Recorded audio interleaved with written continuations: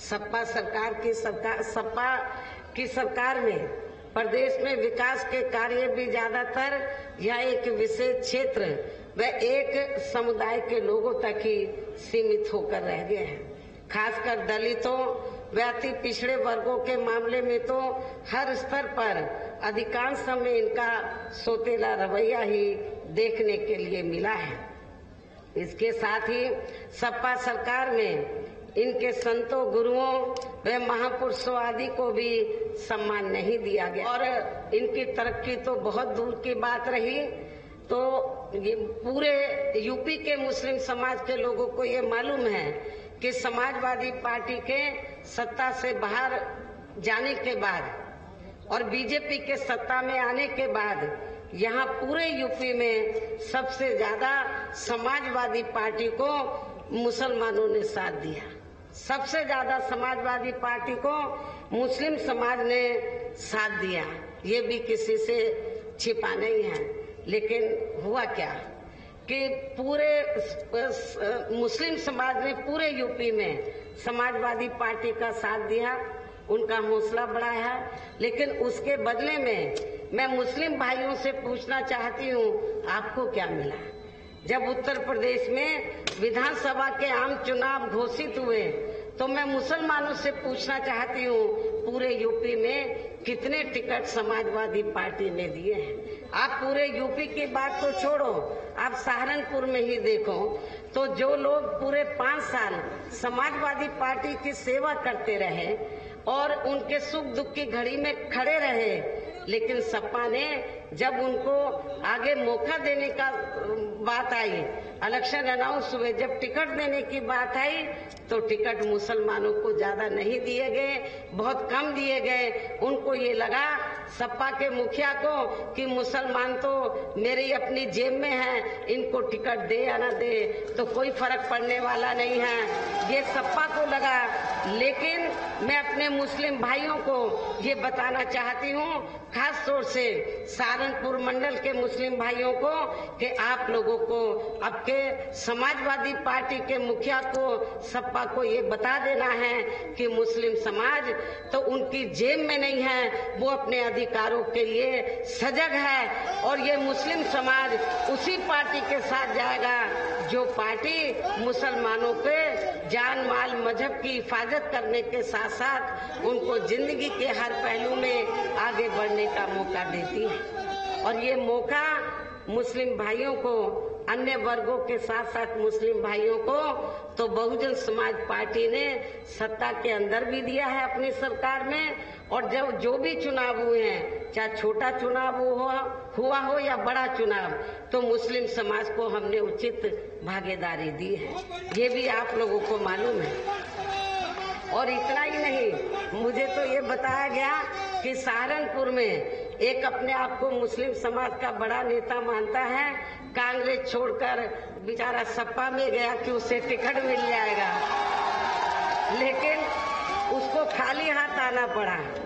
ये तो अभी अभी गया था, लेकिन जो 5 साल से लग रहे थे सपा में, जब उनको टिकट नहीं मिला तो इसको कहां से मिलेगा? ये तो नया नया मेहमान था समाजवादी पार्टी में।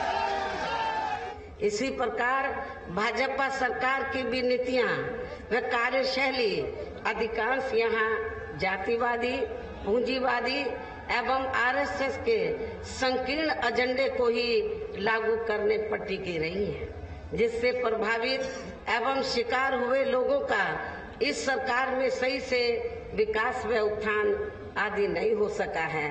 साथ ही इनका हर स्तर पर काफी ज्यादा उत्पीड़न भी किया गया है। धर्म के नाम पर वर्तमान भाजपा सरकार में धर्म के नाम पर हमेशा यहाँ तनाव व नफरत आदि का वातावरण ही बना रहा है। प्रदेश में अपराध भी काफी ज्यादा बढ़े हैं, खासकर दलित, अकलियत व महिलाएं आदि भी इस सरकार में कतई भी सुरक्षित नहीं है। मुजफ्फरनगर के लोग भी अच्छी प्रकार से जानते हैं, सहारनपुर के लोग भी, शामली जिले के लोग भी। और मैं खास तौर से सहारनपुर जिले में जो दलित वर्ग के लोग हैं उनको ये बताना चाहती हूँ कि जैसे यूपी में भारतीय जनता पार्टी की सरकार बनी तो सबसे पहले यूपी में सहारनपुर जिले में दलितों का उत्पीड़न हुआ।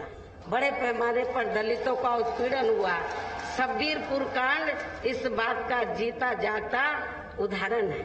शब्बीरपुर कांड भारतीय जनता पार्टी की सरकार में हुआ और आप लोगों को ये मालूम है, इस कांड की आड़ में जो वर्षों से यहाँ क्षत्रिय और दलितों में भाईचारा था, उसको खत्म करने का पूरा प्रयास किया गया। शब्बीरपुर कांड में लोगों दलितों को जानी माली नुकसान पहुंचाया गया।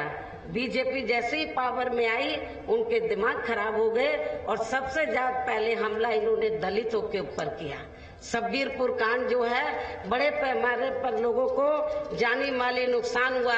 उस समय मैं मेंबर पार्लियामेंट थी, राज्यसभा की सदस्य थी और मैं यहाँ शब्बीरपुर गांव में आई थी।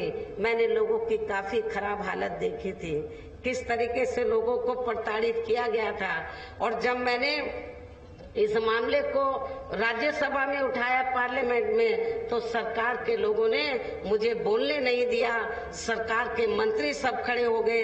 तो उसके बाद मैंने फैसला लिया कि जब मैं अपने लोगों की आवाज पार्लियामेंट में नहीं उठा सकती, मुझे बोलने नहीं दिया जाता, तो अब मैं पार्लियामेंट के बाहर अपने लोगों को जगाऊंगी। प्रदेश में अपराध भी काफी ज्यादा बढ़े, खासकर दलित, अकलियत व महिलाएं आदि भी इस सरकार में कतई भी सुरक्षित नहीं रही हैं। लेकिन मीडिया में इनके सही आंकड़ों को अधिकांश दबा दिया जाता है। इसके अलावा प्रदेश में गरीबों, मजदूरों, बेरोजगारों व अन्य मेहनतकश लोगों के साथ साथ दलितों, आदिवासियों, अन्य पिछड़े वर्गों, मुस्लिम एवं अन्य धार्मिक अल्पसंख्यक समाज के लोगों के हित व कल्याण के लिए वर्षों से जो भी यहाँ सरकारी योजनाएं चल रही थी, तो उनका भी उन्हें वर्तमान भाजपा सरकार में सही से पूरा लाभ नहीं मिल सका है। खासकर दलितों व पिछड़ों को आरक्षण का भी पूरा लाभ नहीं मिल पाया है, क्योंकि इन्होंने बड़े बड़े सरकारी कार्य ज्यादातर प्राइवेट सेक्टर के जरिए ही कराए हैं, जिसमें इनके लिए आरक्षण की कोई भी व्यवस्था नहीं है। सरकारी नौकरियों में भी इनका आरक्षण का कोटा पूरा नहीं किया गया है। मुस्लिम व अन्य धार्मिक अल्पसंख्यक समाज के लोगों के साथ तो बीजेपी की सरकार में अधिकांश या पक्षपात वाला रवैया ही अपनाया गया है।